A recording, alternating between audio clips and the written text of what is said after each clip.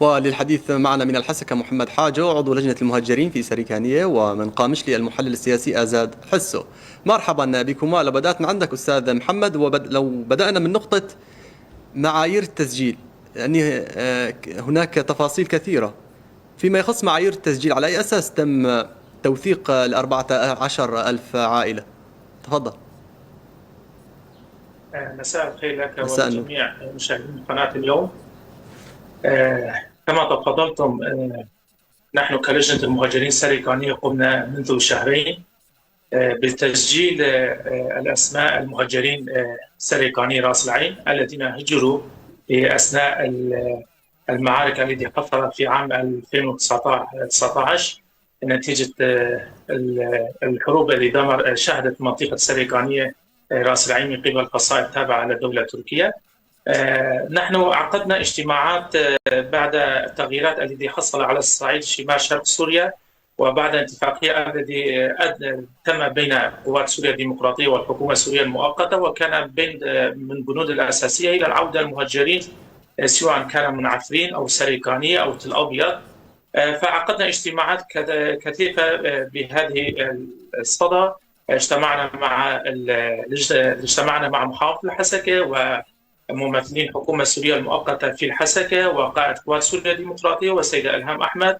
وعلى هذه الأساس طلبوا منا كلجنة المهاجرين أن يكون لنا أحصاء شاملة تشمل جميع المهاجرين الذين هجروا في هذه نتيجة الحرب اللي اندلعت في مدينة السريكانية. ونحن قمنا بدورنا بتسجيل الأسماء في مخيمات. في البداية أن مخيمين واشوكاني وسريكاني تجاوز عددهم 30,000 مهجر، وقمنا بعده ثم قمنا بتسجيل الأسماء العوائل الذين يعني موجودين الآن في المدارس أو مراكز اللواء، ومن ثم بعدهم الأهالي السريكاني متفرقين بجميع مناطق الجزيرة من الحسكة من قامشلي عمودة ديريك. بالنتيجة ختمنا هذه الإحصائية بعدد 14,000 عائلة، وهناك حالات استثنائية يتم تسجيلهم إلى هذه اليوم، لأن هناك عوائل موجودين في منطقة كوباني من أهالي السريكانية، ومن كثير من الأهالي ونسبة 10% هجروا خارج سوريا سواء كان بكردستان العراق أو بمناطق ثانية. إلى الآن نحن نسجل أسماء العوائل المهاجرين السريكانية الذين هم لم يلتحقون بالتسجيل الذي قمنا بأسمائهم في مناطق الجزيرة. طيب، ال 14,000 عائلة شملت كل المكونات المجتمعية للمدينة؟ طبعا مدينة رأس العين مدينة معروفة بمكوناتها، الكرد والعرب والسوريان والتركمان. يعني هذه الإحصائية التي قمنا بتقديمها للحكومة السورية وجهات مختصة بهذه الملف، هناك عدد خاص للمكون الكردي وعدد من المكون العربي ومكونات أخرى. مدينة السريكانية هذه العدد شمل جميع المكونات في هذه المنطقة حتى في الأديان الإيزيدية وغيرهم. يعني العودة لك أستاذ محمد، طبيعة الردود، هل تلقيتم أي إشارات أو ردود فعل من الجهات الثلاث التي سلمتموها قوائم من يريد العودة إلى رأس العين؟ سلمتم القوائم إلى محافظ الحسكة قائد قسد مظلوم عبدي، وأيضا عضو المكتب أو عضو الفريق الرئاسي مصطفى عبدي. تفضل. طبعا هناك انتقادات كثيرة من المهاجرين السريكانية بإهمال ملف المهاجرين السريكانية. إذا قمنا بتوازن بين الملف العفرين والملف السريكاني، هناك إهمال كثير من قبل الحكومة المؤقتة بعودة المهاجرين السريكاني إلى ديارهم، ومن قبل الإدارة ذاتها ومن مشرفين على هذه الملف. يعني هناك قمنا بتسليم هذه الملف أكثر من شهرين. يعني كان هناك اجتماعات كثيفة في محافظة الحسكة، قمنا باجتماعات مع مبعوث الرئاسي وقائد قوات سوريا الديمقراطية، وركزنا بهذه الاجتماعات أن يتم عودة مهاجرين سريكاني بدون أي شرط مسبق. هذه حقهم، المهاجرين طلبوا حقوقهم وليس طلبوا حقوق أكثر. يعني كونهم أكثر من 7 سنوات تهجروا من ديارهم، تعانوا كثير في مخيمات، هناك مطالب حق شرعي للمهجرين. لماذا يتم تهميش هذه المطالب، ولماذا أخذ هذه الملف الإنسانية بملف السياسي؟ ونحن نرى كمهجرين من خلال الاجتماعات التي عقدنا مع الوفود الحكومية والوفود الإدارة الذاتية الموجودين الآن في المنطقة، هناك تدخل الطرف الآخر بعرقلة هذه العودة، وهي طرف الدولة التركية. إلى الآن الحكومة السورية طيب ما بموضوع مصلحة سرقانية تركيا؟ راس الدين. طيب خليني أنتقل وبالعودة لذات السؤال، حتى اللحظة تلقيتم أي ردود من الجهات التي سلمتموها قوائم العائلات؟ طبعا إلى الآن إلى هذه اللحظة لم نلقي رد من أي جهة، ولكن هناك وعود بأن يعقد اجتماع مرة ثانية في ضمن هذه الأسبوع بين لجنة المهاجرين السريكانية ومحافظ الحسكة ووفد الحكومة. كان هناك ترتيبات وقضايا، حجج القضايا المتعلقة في مدينة الحسكة بمسألة فصل العدل، وهناك هذه أسباب كان تأخير الرد من قبل الحكومة السورية أو من قبل المحافظ الحسكة بملف العودة مهاجرين سريكانية. طيب أستاذ محمد، تحدثت أنت للتو عن نقاط إيجابية انفراجة فيما يخص أهالي عفرين. ما الذي يمكن البناء عليه في حالة رأس العين بالاستفادة من تجربة عفرين؟ يعني المنطقة من ناحية جغرافية هناك فرق بين عفرين وسريكاني، ولكن هناك من احتلوا عفرين احتلوا منطقة سريكانين، وإلى الآن هناك فصائل وهناك عوائل وعشائر موجودين في مدينة سريكانية يقومون بشكل يوم بالتهديد لعوائل الذين يعودون إلى ديارهم في مدينة سريكانية، ويقومون بحرق المنازل وباستيلاء على منازلهم وتهديدهم بشكل بالقتال بخطف بهذه الأشكال. يعني بمنطقة عفرين نحن نرى أن هناك عودة قوافل، عودة كثير من العفرين إلى ديارهم. إلى الآن لم نرى أي انتهاكات حصل في مدينة عفرين. هناك انتهاكات بسيطة، ولكن مقارنة بمدينة سريكانية في يعني انتهاكات كثيرة على الأرض في مدينة سريكانية.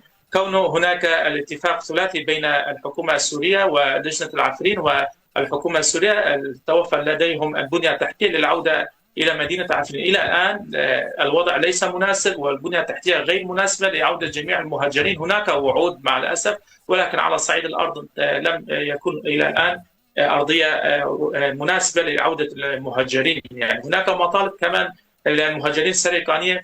إلى الآن أكثر من 30% من العوائل الموجودين في مدينة السريكانية يرفضون الخروج من مدينة السريكانية بأسباب وهمية، يعني بحجج وهمية ليس لها على الأرض الحقائق. يعني هناك إذا الحكومة السورية قمنا بتثبيت الأسماء وجرد الأسماء في مدينة السريكانية الذين يهددون السكان الأصليين في مدينة السريكانية، وقدمنا الأسماء للحكومة السورية المؤقتة. قالوا لنا أن سيقومون بمحاسبة هذا، يعني بحل هذه الملف في أقرب الوقت. مع الأسف إلى الآن لا نرى العمل الجادي بهذا الموضوع، بموضوع السريكانية وعودة مهاجرين هذا. طيب سريعا أستاذ محمد، ولو تأخرنا على الأستاذ أزاد، بدي حابب أسألك حول موضوع مطالباتكم بدور أمني وإداري للعائدين عمليا في ظل الواقع الذي تفضلت. هل ممكن ذلك؟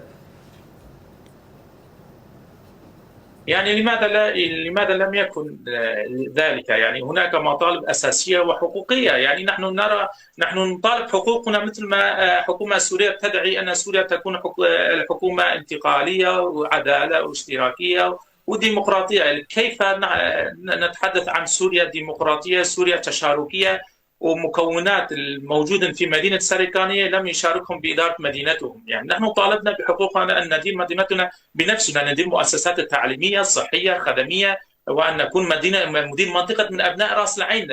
إلى أين في هذه البقعة الجغرافية يتم تعيين الأشخاص في مدينة سريكانية ليس لهم ارتباط جزئية ولا تاريخية بمدينة سريكانية رأس العين؟ يعني هذه الشروط نحن طلبنا فيها بالحكومة السورية المؤقتة، وهذه الشروط لم نتراجع عنها نهائيا.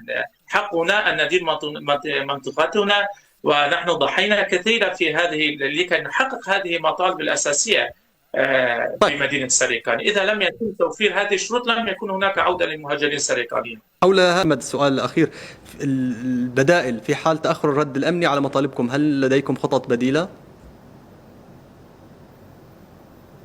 إلى الآن عقدنا قبل يومين اجتماع مع وجهاء العشائر كلجنة المهاجرين السريكانية مع وجهاء العشائر المنطقة بكافة المكونات المنطقة السريكانية. كان هناك خطط بديل إذا تم تأخير الرد من قبل الحكومة السورية أو أي جهة مسؤولة في هذه الملف، يجب أن نتحرك كأهالي وموجودين بكل المكونات في مدينة السريكانية، أن نقوم بزيارة إلى مدينة السريكانية وأن نعقد اجتماعات مع الجهات أو المؤسسات الموجودة ضمن المنطقة ونطالب بحقوقنا إذا لم يتم رد من قبل أي جهات الأمنية. ولكن بمسألة العودة الجماعي إلى عودة 70,000 مهجر، هذه قضية تطلب دراستها دراسة أمنية، دراسة سياسية، دراسة يجب أن يكون هناك بنية تحتية لعودة هذه المهاجرين. نحن كلجنة لدينا خطط بديلة إذا لم يتم أي تحرك جاد بهذا الموضوع، فسنتحرك كأهالي سريكانية ولنا حق